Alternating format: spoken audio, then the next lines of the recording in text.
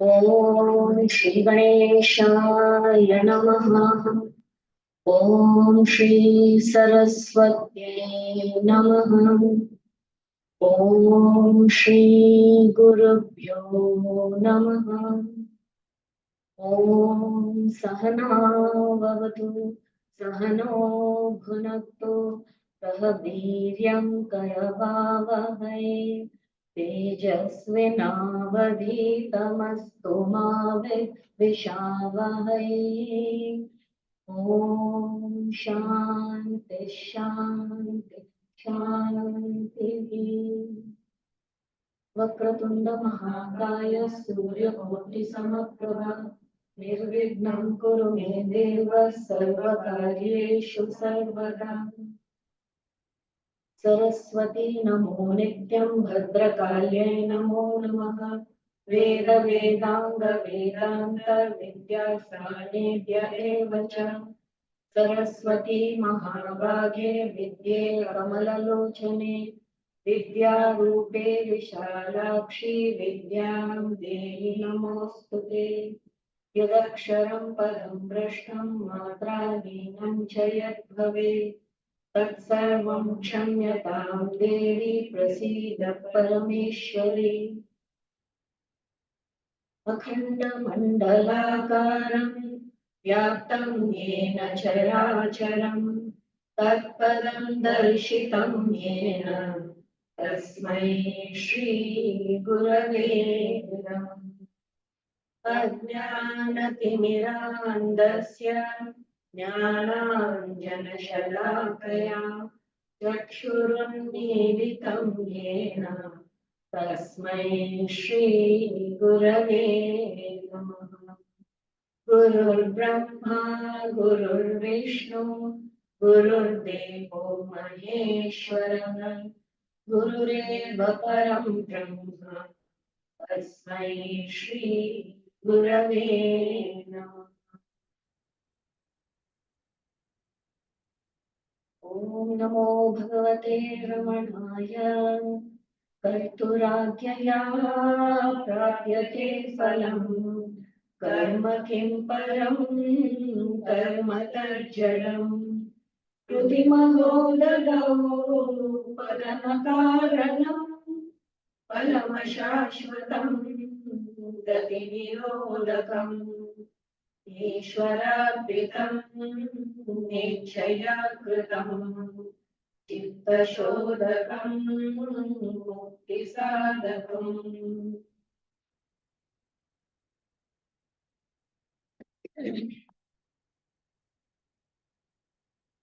Hari Om.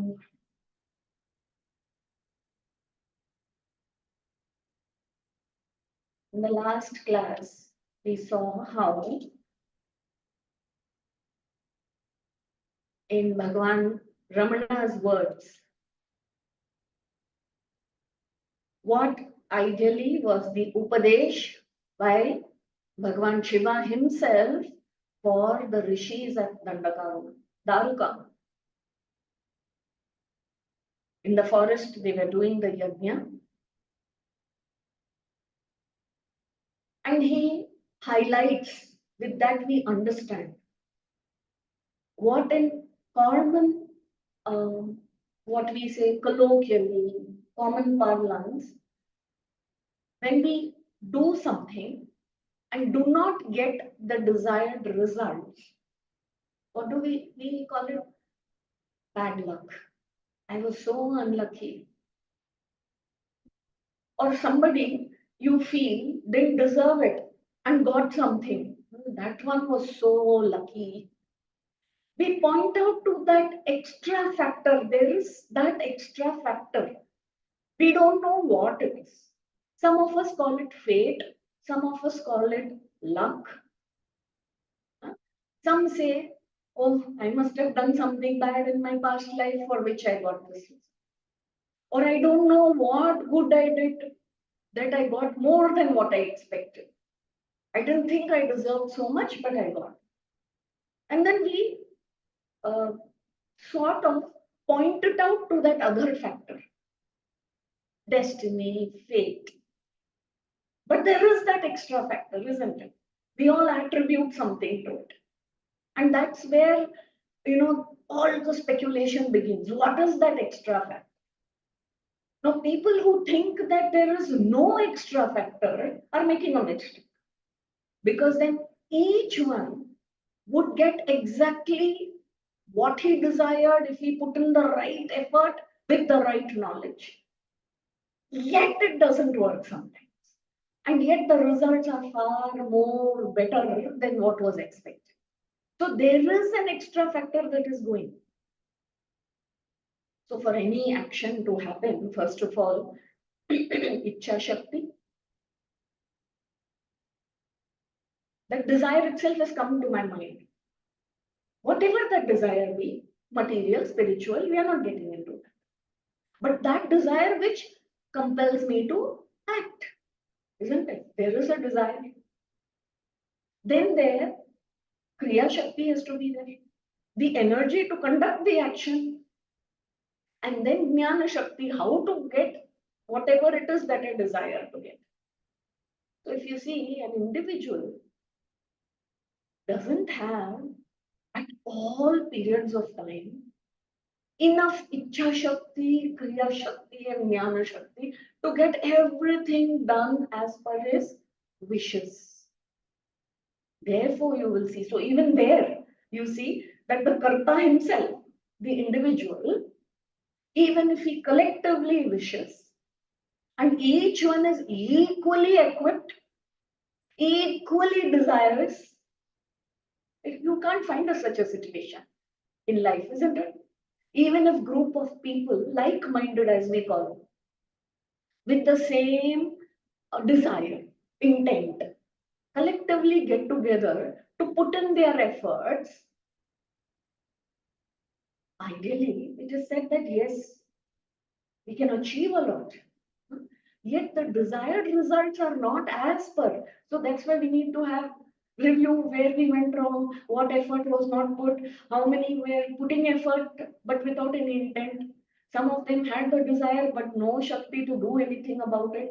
Some of them have the Shakti to do everything but they have no Ichha after some point. They lose interest in the job. How to go about it? Jnana is not there. So you see, the reservoir of Ichha Shakti, Kriya Shakti, and Jnana Shakti lies elsewhere. And there is that. From there, an individual can simply draw some amount of Shakti. The individual, therefore, cannot be called the Karta. Here, when Bhagavan says, Kartu Agyaya Prapyate Phalam, he is referring to that Karta. Now, who that Karta, what that Karta is where the spiritual investigation begins, inquiry. But that there is a Karta, such a Karta, is established. That we call fate, luck, God, Creator. So he says that we do not know. We do our karma, we do not know what the phalam is going to be, what are the consequences or results of that. If this basic factor is accepted, there is a change in our perspective, our attitude towards the work that we are doing, any karma that we are doing. So what happens? I know for sure I'm going to put in my best because I wish to get this done and I have enough knowledge. I'm equipped with that knowledge. Yet I know I may or may not get it. Therefore, let me not work myself up, stress myself. Today's parlance, we all understand stress very. So I stress myself. I'm anxious about what will happen, the result, what will happen. And if you see in nature, just we have to learn lessons from nature. You see, everything is happening at its own pace, at the right time, naturally evolving. There seems to be no anxiety, no unnecessary pressure, no competition anywhere. But somewhere with us human beings, we think we go ahead of time and want to grasp something. So this anxiety is what creates a lot of misery and stress. If we can just, acknowledge the space, understand what, because each individual is made differently, each one of us has a different strength, quality. When we acknowledge that, put in our best efforts, in surrender onto that what I call creator, God, the doer, the ultimate doer, whatever it is. This way, Ishvara, he says, can we just be in that surrender of that factor? That I will put my best, to the best of my capacity, to the best of my talent, to the best of my knowledge. I desire this and I will complete it to the best. And leave the rest, that is surrender. Ishwararpitam nichayadrita. Having surrendered this way, I do. And it is in that doing itself that the reward lies. This is what Bhagavan Krishna tells in the Gita also. Just keep doing what you have to do to the best of your capacity. Leave the phalam to me, concept. Dedicate your action. So this dedication, this surrender is what we call Ishvara Arpanam. This is Karma Yoga. Karma Yoga, and when we are Arpanam to Ishvara, we are acknowledging that there is a greater factor which decides what I will get, what I will not get. This is the bigger force, greater force. And if I'm seeking the grace and blessings of that force, what will my attitude be like? Isn't it? So this way, attitude of great surrender has to be there. Reverence has to be there. Love has to be there for that force. Otherwise, it will not work. So doing my best is the perfect attitude to keep all the time. This is what Bhagavan says. Karma phalatyagi is a great yogi. He is a sannyasi. Who's a sannyasi? Who has renounced what? The phalam of karma. He is not anticipating a particular result. But he keeps doing his karma with a prasada buddhi. What is prasada buddhi again? Okay, whatever comes my way, I accept. I am in acceptance of whatever that comes my way. Now, this acceptance has to be complete. Complete why? This acceptance is because whatever is given to me is what Bhagavan has given to me, is giving to me. This whole Shakti is not mine. Do we have any control over one very basic, fundamental requirement for life in this body? Your own breathing. One is alive in the body only if the breath is going on. Do you have any control over it? It is happening automatically. Whether you like it or you don't like it, it is happening. Isn't it? When even that I have no control over, what can I talk about controlling other factors? So whatever it is that comes into my life and whatever, either good or bad, this prasada buddhi helps me. This is another attitude to have. Why? Because that helps me overcome every kind of disappointment and rejoicement. When we go to the temple, and when we go at the time when they are distributing prasad, that is when you will hear people say, "Arey, we came at the right time." To meet Bhagavan, to take darshan is every time auspicious and right only. But for us, that prasad we got, no, from the temple. And what kind of prasad? How are we? We are getting very little of that prasad. It might be a very tasty prasad. The food that is offered, Naivedyam, that is done for Bhagavan and then distributed, it is usually very tasty. And it may be very simple. We may want more of it also, but we may get very little. But with how wonderfully, with what reverence we take it, we accept it, no? That should be the acceptance of whatever it is that comes into my life. This is the state we are in. So, oh, any difficulty that comes also? Yes. Oh, so this was the situation that I've been put into. So why has Bhagavan given me this? What is it that I have to learn from this? He's given me a test here. He's testing me. I should know how to clear this test. So let it be a play. Let it be a game. This is how we build our relationship with that factor, God factor, Ishvara factor, divine factor. And until we do not have this relationship, it is very difficult to accept that whatever comes my way is God's prasad. I must begin to see, respect, have reverence to that factor. We can't jump that. And how to cultivate that? That is where Bhagavan is saying in the 4th verse. He says we must develop this relationship.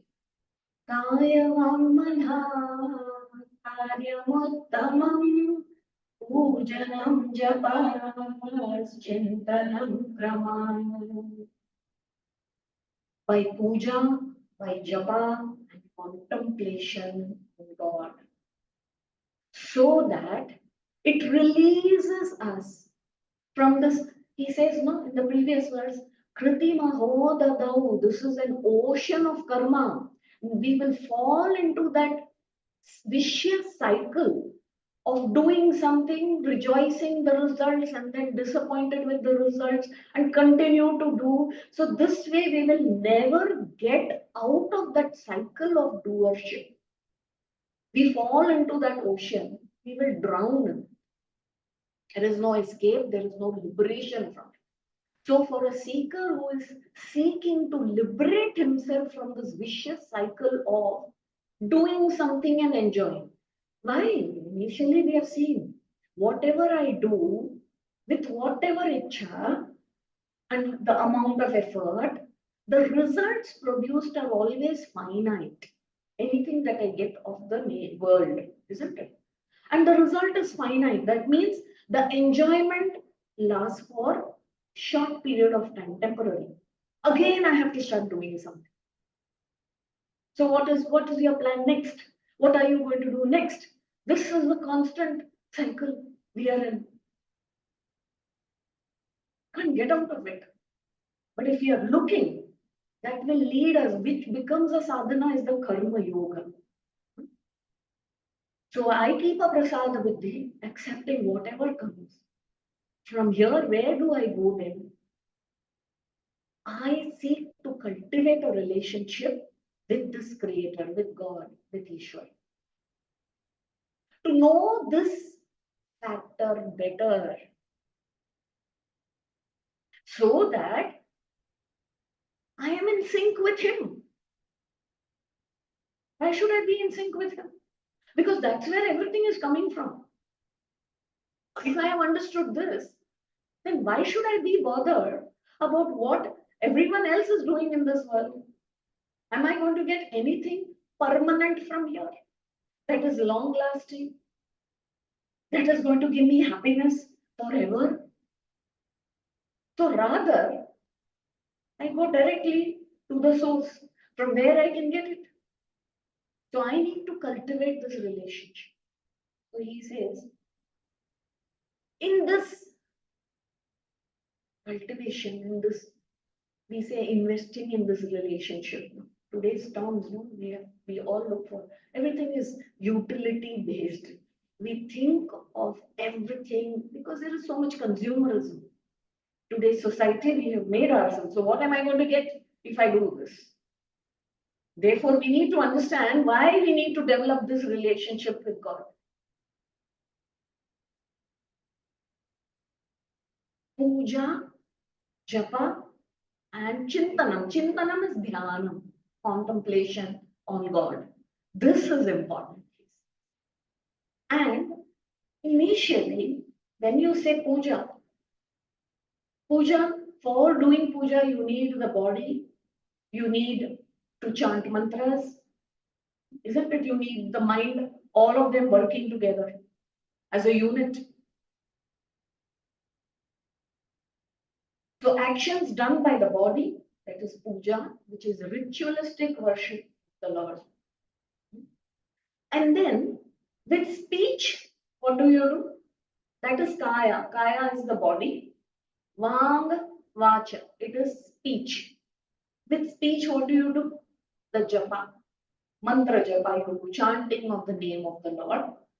And chintanam, contemplation, meditation upon the Lord is done by the mind, isn't it? Now, the action performed by the body, or for that action which the body is required, Bhagavan says, that is at one level.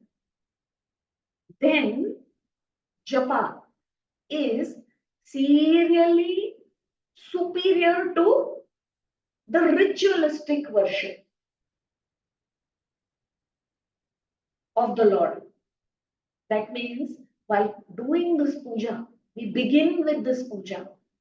So for puja, what do you need? You need a small altar, you need your deity, the name and the form of your favorite deity. You attribute this to him. You know, in our culture, if you see the Shastras, nowhere with the Gita or take even Bhagavan's Upadesa Sara, he has not told you, keep a figure of Shiva, he is the Lord, keep a figure of Sri Rama, Sri Krishna, keep the figure of Adi Parashakti, keep the figure of Ganesha. Nowhere is that suggested. Your Ishta you can choose, your favorite deity you can choose from what you have inherited from family or because you like. Okay, so is that Ganesha? Then put a small idol of Ganesha in front of you and begin the worship.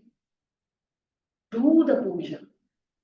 Speak to the Lord. Speak to that. Because no, we are blaming fate, luck factor, that factor. Give it a name and form and cultivate this really. This familiarity with God is required. Therefore, you do that. Then, while performing this puja, after a certain period of religiously performing the puja, what do? The idol is there. We invoke that particular deity there in that idol. What do we say? Please, oh Ganesha, come. Be seated in front of me. I want to talk. I want to have a conversation with you. Ganesha comes, we say, okay, like a guest who has come home. And this is a most revered guest whom we want to develop a relation with. Therefore, we call him, we offer some water, flowers, something to have, what we want to offer is also something clean, pure. So we make up Naivedya and offer it. Please be comfortable. When guests come, we also clean up the place. We don't want them to see how the room is otherwise. Automatically we clean, right? We love this person. We love this guest who's coming. So we are also dressed up very well. And the way we offer the food, oh, what special would you like to have? This is the way we go. That is the attitude in a puja. So what happens? Your whole being is already in seva of that deity. This way, when you do, and you have said Agaman has come, the deity has come, and now has taken that form. Now you begin your relationship with that form. Slowly begin to take the name. Let me do the japa. God, by your own grace, I must continue to do japa so that I remember you all the time. Surrendering to you becomes easy, and receiving whatever I get in life also as prasada buddhi becomes easy for me. Therefore, I do this japa. So I am constantly thinking, doing that japa until the mind is purified and I can easily enter into Chintanam. Chintanam, contemplating, meditating upon the qualities of this God. So now what happens when I have to do my karma? Previously, I was doing my karma, all anxious and scared, worried what the result will be. Now I'm tuned into this deity. I have this attitude of surrender and also prasad buddhi. Therefore, the stress, fear, anxiety of that karma should ideally leave me if I'm doing it the right way. Now I see I have more Shakti to do whatever I have to do.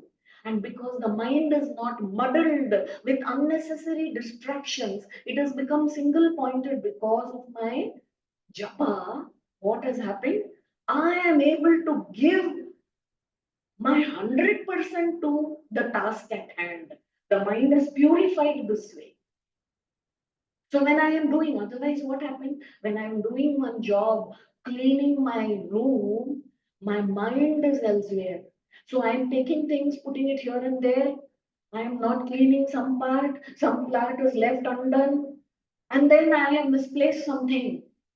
Why? Because mind was not available to me when I was doing that job. It was muddled, distracted, thinking about something else. So I am here where my mind is somewhere else. I am already split.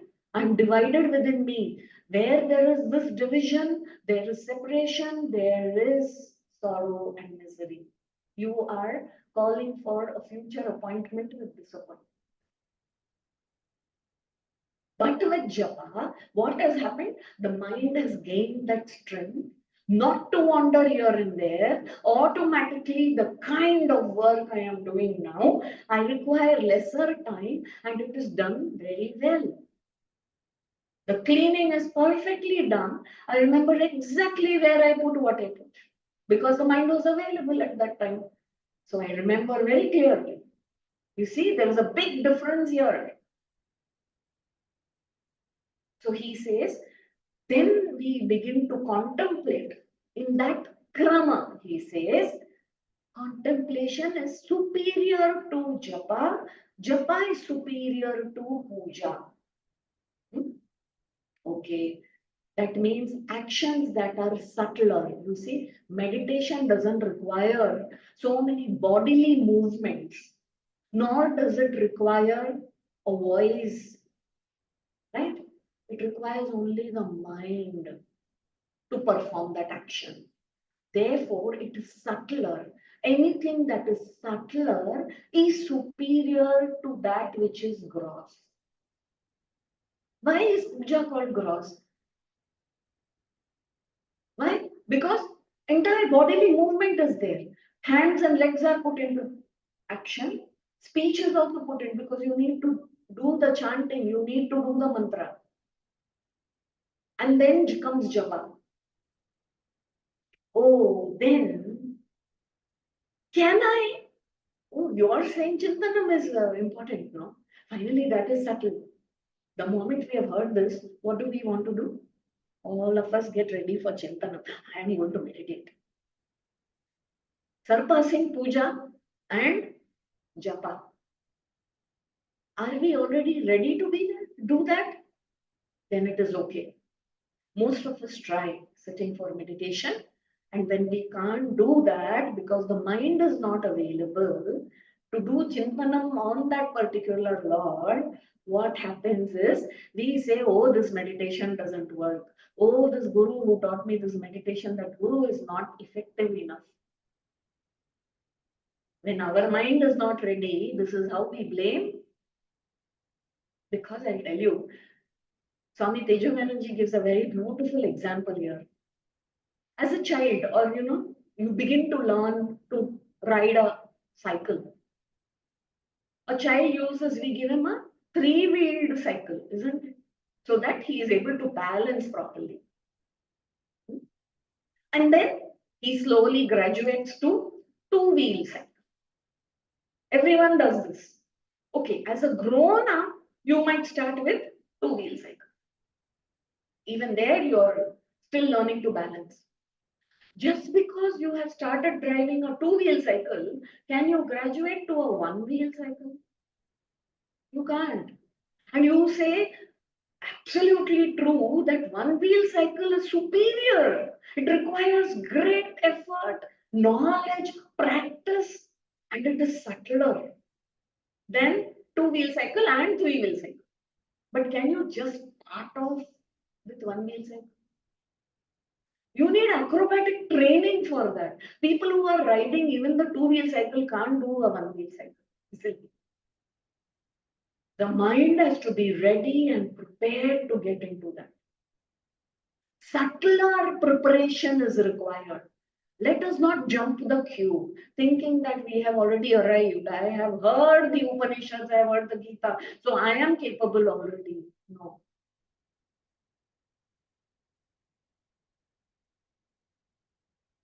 And therefore, this puja and japa is required. Okay. Now, puja and japa is required. Even there, the name and form. See the liberality of this culture. I will come to it. Why I'm saying is, in the fifth verse, we will see Jagata Ishadi Yukta Sevanam Ashtamurti Deva Pujanam. This puja that we start with a deity in your altar, or what you can do, serve the world. Serve the world, this Jagata as Isha. Think.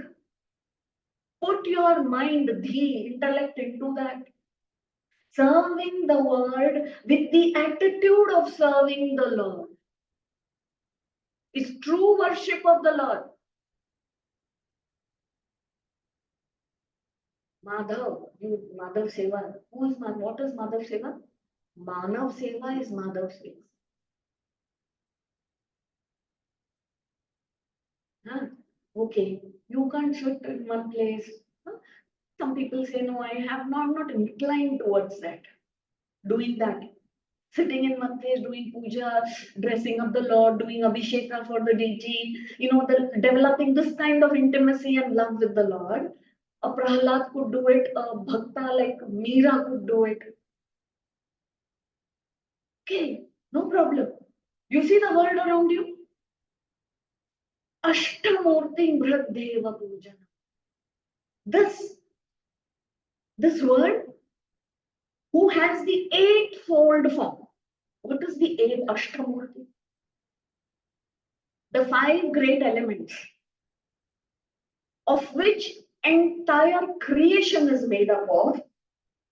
Five elements, from the grosser to the subtler: earth, water, fire, air, ether, space. Anything and everything that we see around us, experience around us, is made up of these five great elements. Five, and then the moon that represents all planets and satellites. The sun that represents all the stars in the constellation. And then jivas. Jivas, all living beings. These are all forms of nothing but the Lord Himself. Did you or I create this world? Did our fathers, forefathers create this world? Go back to your family, ask from the family tree, anybody did it? Each one will say, no, when I came, the world was already there. The five elements are there, sun, moon. All living beings were there when I entered.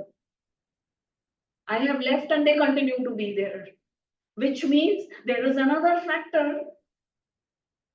Let this Jagat serve as a form representative of that Ishvara, that Tattvam, until I have not come to recognize that Tattvam, until I have not come to realize that, right? Let us hold that itself. So, your puja, japa, your contemplation. See, puja you do and japa you do on the name and the form of the deity, isn't it? Contemplation is what? On the qualities, on the essential nature of that deity. This is how we must progress in the spiritual path. Initially, the name Krishna is Krishna. There is automatically a form that comes. For us, some of us like Bala Krishna.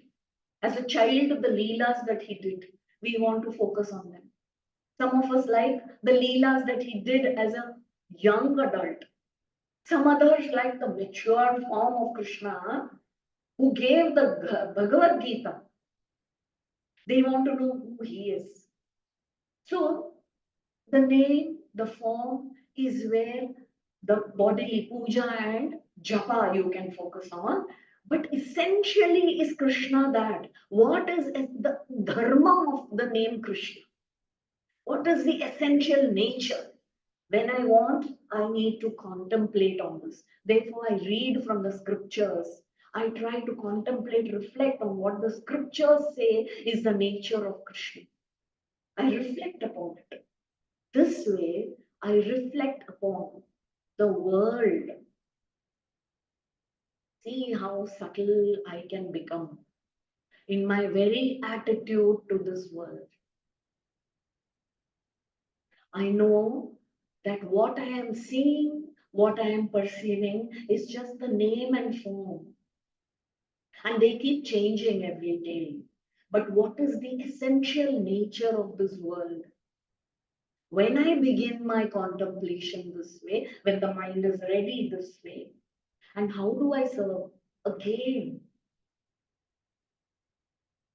surrender onto the world and keeping a prasada buddhi, without blaming, without complaining.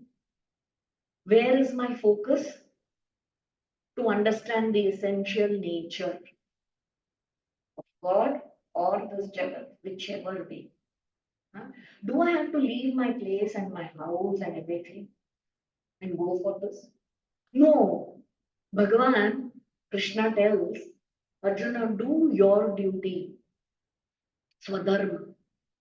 Whatever you are a Kshatriya, you are a soldier, you need to fight the war, you need to do that. With what? Complete surrender and dedication onto the Lord. Doing your best, leaving the rest. So if you are an engineer, nobody is asking you to go about planting trees. Okay, you can do that. But you will say, I don't know how to do all this plantation and drive and how to serve food to people. You are an engineer. Whatever project you take up, whether it is building a bridge or whatever, can you do that with this attitude? That's all you have to do. Wherever you are, whatever it is that you are doing. Oh, I am a housewife only. Wonderful. God has given you an opportunity to serve all your family members as a representative of them. I am a cook. Wonderful. Cook for the Lord. This is the attitude that one must keep. This is the essential teaching of our Shastras. Understand? And it is for the benefit of everyone. Oh, I am a Shudra, I clean roads. Do it with an attitude that you are cleaning for God. This is what is told even to the Shudra. Oh, how can you call them Shudras? This word is politically incorrect. Let us not call. What is it that you want to call in your language? Because those people are required who come and sweep. If you are not going to do it, you have somebody to do it. Roads have to be maintained, isn't it? Somebody comes and cleans, whoever that person is, whatever you want to call him. What is the Shastra telling? What are our masters saying? Treat him also as a representative of that Lord. And he himself should do his work as a seva to the Lord and not bother about results. This is told to every class of person.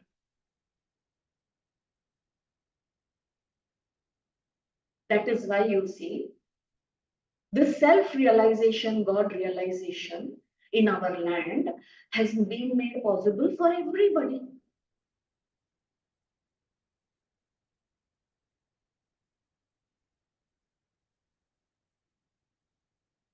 A Brahmin has to do his duty. A Kshatriya has to do his duty. And duties are prescribed. A Vaishya has to do his duties. Each one, according to what his position is, will handle something the way he handles it. All this for what? For our own purification and evolution. So I am a businessman. How do I conduct business? That I am conducting this business with the Lord. I have to sell at a higher price to make my profit. You know you have to do it. How much profit are you expecting? Are you going to cheat on that? Because some profit is allowed. But for more than that, then what you have to do? You will bear the consequences also. Because that more that you're getting, no, which you also know, that which you do not deserve, that is not rightfully, illegitimately, illegally gotten, then you are making enough room for it to be paid back also. So then do not ask why you're suffering, why there are medical bills which are going up. Every karma has its own consequences. Okay? This is meant for all jivas.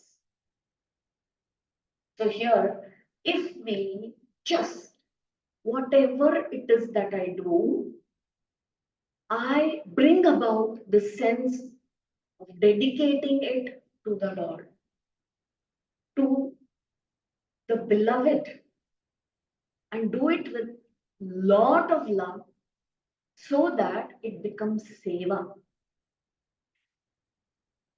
Oh, will the world benefit? Whether the world benefits or no, I am going to benefit out of it.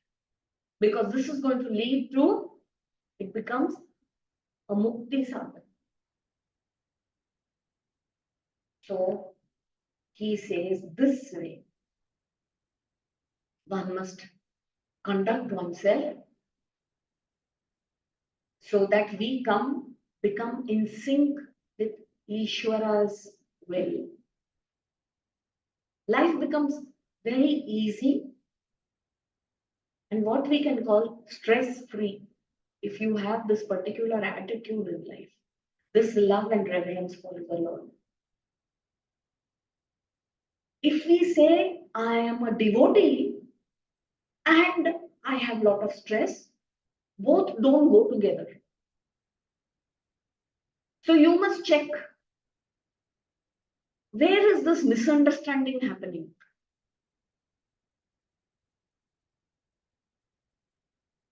You will be put to test often. But to say, I have faith and then worry about the outcome. To say, I have faith and to be afraid to take a step. Then you must check, where am I going wrong?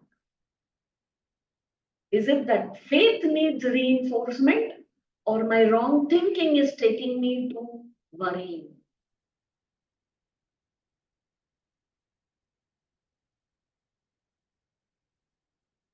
So, even as small time devotees, I would say small time devotees because we do our puja and sit for contemplation for 10 minutes, 15 minutes in the house, and then we are very busy people. Immediately, the world is calling us, and we need to attend to a lot of things. Just that 15 minutes, if it gives us so much peace at home, imagine how much it would be if we carry that attitude throughout the day. And that is what is meant to be done. Serve the world also this way. When you begin to keep that attitude from a 10-minute devotee to 1 hour, 2 hours, 3 hours, remember that you are a devotee of the Lord all the time and serving the Lord. Become a full-time devotee. Then see where will be the stress, where will be the worry. There ideally should not be. Your concern will be there for many things, but no worry. You will be responding to many things, but not reacting. And the one who responds, more and more people begin to respond to each other, to develop this kind of love and reverence for each other. Will there be a need really for places of worship? Do we need in this world another temple, church, and mosque? Really think about it. This whole attitude is something that we must have within us and project from there.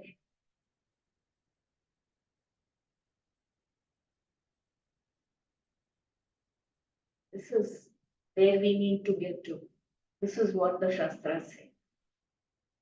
That is why we call this state a self-realized state. Then there is nothing other than God, but we are not able to see it now because of our ego. This false identification with the body, mind, and the intellect, which is impermanent.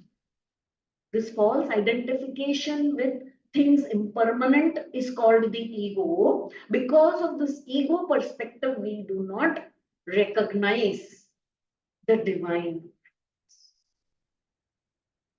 To recognize this divinity, come to that state of self-realization. We are not talking about a God sitting somewhere in heaven. This is the biggest difference between certain religions of the world and what our masters teach us. It is to come to recognize this divinity within each one of us. Therefore, there is this need, because we are conditioned to think from the ego perspective, to break that alone. You need to think of worship this Lord, and with his strength, anchoring in faith, we proceed in this journey and come to recognize for the purification alone. So puja with the body, our daily life should become our puja. We take our body, mind, and intellect. We speak kindly. Do not hurt anybody. We act gently. We think about the other as a representative of God. If this is our attitude, then every day, whatever work you do becomes puja. So please be a pujari in your life. Don't consider yourself a lawyer and a professional. I am a doctor, I am an engineer, I am a pujari. Can we do that? Even to accept that becomes difficult because we know of pujaris, how you are doing in the temple, not to touch this, not to touch that. That's what we have been taught and conditioned. A pujari who is seeking to know the Lord, sees only the Lord. That is a true birth. Become a true birth. Worship this Jagat also.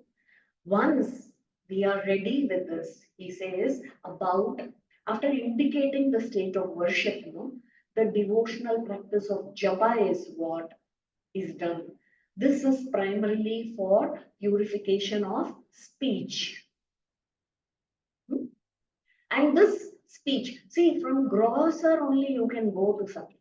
You can't immediately try to rush to the subtle. You won't get it all right.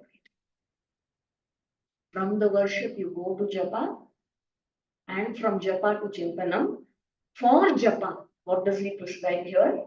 He says, Utthamastavaduchamandatah chittajam japa dhyanam uttamam.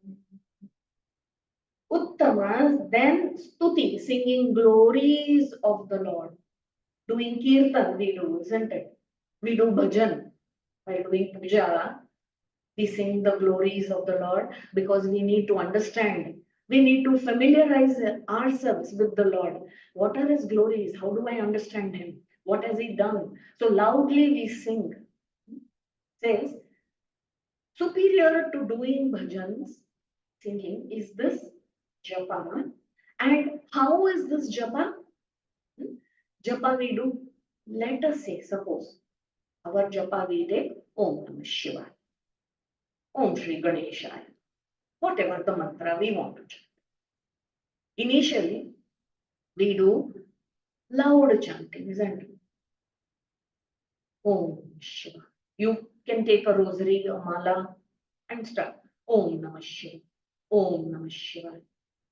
You can't immediately go into soft japa, because what happens there when you are doing this, trying to,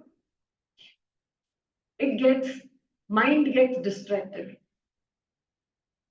So it is okay to begin with loud japa. Om Namah Shiva, Om Namah Shiva, Om Namah Shiva. After which, you can slowly, he says, Uttamastava, Mandataha, and then Chittajam, Japa, Dhyanam. This soft japa you will get into. After the soft japa, when the practice is done, so much so, now that the mind is in the japa only, you can do mental japa. That you don't need to even open you don't need to move the lips, but within you, the mind is already fixed in Om Namah Shiva japa. So he says, if you can bring the mind to that, then that is superior. That is the best. So he's giving us the krama, the steps, you see, for how to go about it. Do not think that you have never done japa and you will just lead to mental japa immediately.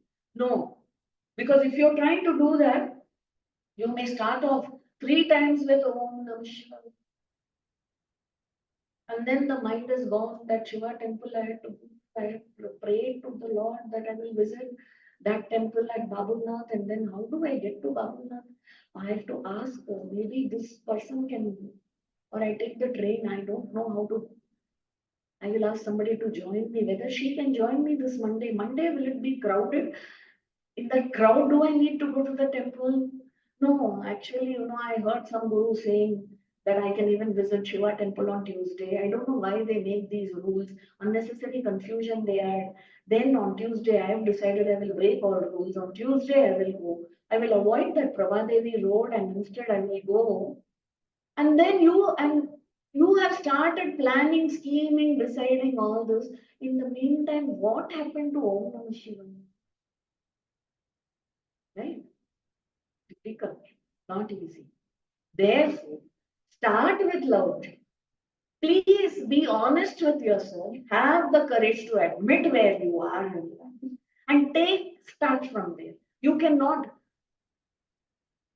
I have to go to Delhi and I am in Mumbai. I have to book a ticket from Mumbai only. Arey, Jaipur is closer to Delhi. Can I start from Jaipur? How can you start from Jaipur? You have to begin from Mumbai. How you do, whether you go by flight, whatever, train or bus or by walk, depends on what you are capable of. Start from there. You can only start from where you are and from what you have. Understand that very clearly. Do not try to jump this.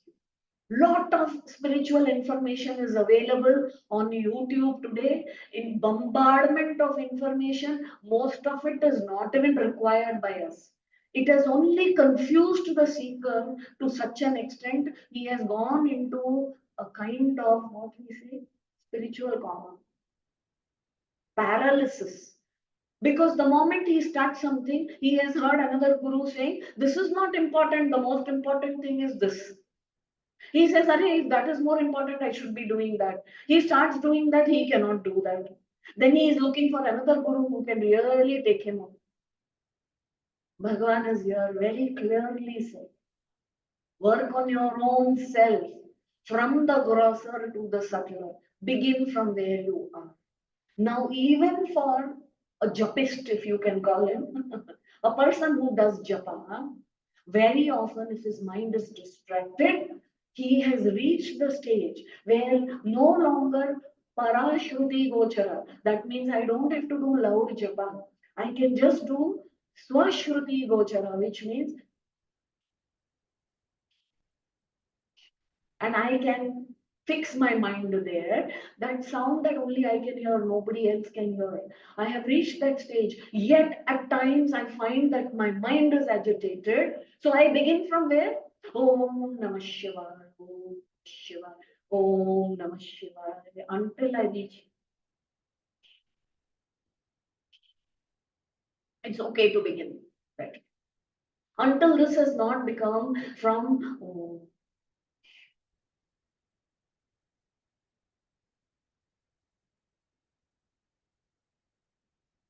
no movement of lip, but the mind is fixed and not moving from here and there. So this is very, very important. This is where Manasa Japa. This Manasa Japa should become like, in the orchestra or when there is a musical concert going on, the musician, the person, the vocalist, they like one particular shruti in which they can sing, isn't it? So they fix that shruti. The tanpura is playing, or the shruti box they call it, which is switched on, and that is just giving you one bass, mm, on which is the raga based, and that person can sing very well. And then he explores. This shruti should be your japa. This should go on 24/7 at the back of your mind. Anchoring your mind there, you must work from there. You must address the world from there. You must address your work from there, your perception from there. You must look at your experiences from there. What is it that I like and dislike? Oh, Namah Shivaya. That has to guide. This is what I want, I desire of this. Is this coming from that space where I am doing that japa? Oh, Namah Shivaya. Is Shiva guiding me to this? Or am I just carried away through my senses by what the mind is telling me? No, let me not be carried away. Is this what Shiva wants of me? There is a big shift now with the way I am doing my things, with the way I'm conducting myself, with the way I am speaking to people, with the way I am thinking about people. There is the shift. Before, it was me and my likes, my dislikes, my attitude, my ambition, my desire. Now, where is it shifted? It is, I don't know where it is shifted, but it is no longer so controlled by me and mine. There seems to be a higher power. He is taking over, and I am allowing that to happen. I am letting that very cheerfully, in complete understanding, I am letting that happen. So here I'm looking at the world. Oh wow, I like this. It would be nice to have this. Oh really? Can I just put this appeal to the Lord and wait for His decision? Am I to move on this direction? Can I wait? Can I pause? Can I be patient for that answer to come from that higher power? So that I am sinking myself to His will, because I know what my goal is now. My goal is not to go and get things from the world, but to enable this to happen, I need to surrender. I need to be tuned in. I need to be anchored in my japa. Therefore, I do puja. Therefore, I do japa. So when I am this way focused, surrendered to the higher in me, what happens? I am not split anymore between the object of my desire, my own ambition, my strength to get it. None of this splits me. Within, I am not separated or broken.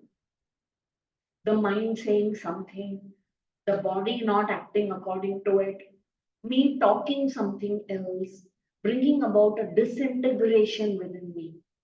Because I am anchored in Ishvara now, I have gained an integrated personality. I have gained great focus, dedication, love. We need to work with both the head and the heart. Both have to be in one place. Your rational thinking and your love. Both have to go in sync with each other.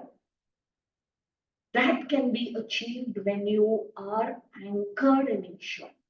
This way anchored, you can face every challenge in the world happily, cheerful.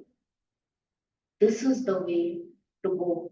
And we all know this in this Kali Yuga, it is this Nama Japa that is prescribed for everyone, isn't it? Hare Rama, Rama Rama, Hare Hare, Hare Krishna, Krishna Krishna, Hare Hare. Keep doing Japa. Keep the Nama Japa, Nama Sankirtan constantly, loudly when there is a lot of chaos around. When people have also to be calm, around you there is noise, loud japa. People will call you mad. What does it matter? When they have called you intelligent, did anything work better? You didn't, no? When the world praised you for whoever you were, did you get everything out of the world? You didn't get. So why bother? They will say, "Arey pagal aa gaya, Om Namah Shivaya karta hai." Wherever you say Om Namah Shivaya. Jai Shri Krishna, Jai Shri Krishna, Jai Shri. Lot of noise in the market. Jai Shri Krishna, Krishna Krishna. Why is there so much noise? Krishna, let me come over. This way, become single pointed. Develop this attitude.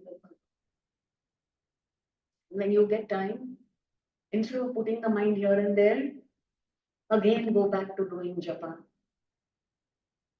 This is what Sri Hanumana wanted of Sri Rama. When he was blessed that you will become Chiranjeevi, what did he say? I don't want to live if in a world where there is no glory of Sri Rama's son. Wherever that, until the time it is there, I will. And what does he do? Listen to Ramakatha wherever possible. And when that is not happening, he himself is singing, doing the japa and continuing. Okay? This is what Santa Tukaram wanted of his beloved. Wherever Sri Ram, I want to be there, singing his bhajans. What a beautiful way. If each one is this way, engaged in spiritual pursuit, do we need anything else in this world? We all seek peace from this world with such agitated minds. How is it ever possible? 100 countries, 100 times United Nations, we get together for peace of the world will not happen. The only revolution is this, that you walk on the spiritual path. That is true revolution. Be a rebel here to fight our own insecurities and worries and anxieties and fears, to overcome that within. We shall see continue um, the next few verses. Contemplate on whatever Bhagavan has said up till now. This is Bhagavan Ramana's verses from a realized master, as though Lord Shiva himself only has spoken these verses. Let us contemplate on this and understand and live. This is important. The application of this teaching within our life is most important. Let it not become an intellectual exercise, mental gymnastics. We are on this path to transform ourselves. Don't be bothered whether the world is transforming or not. Nobody in the world is bothered about us. This we can conclude today's session.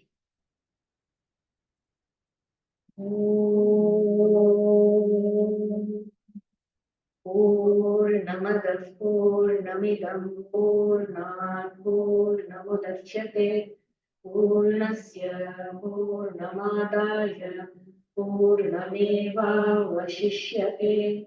Om Shanti Shanti Shanti.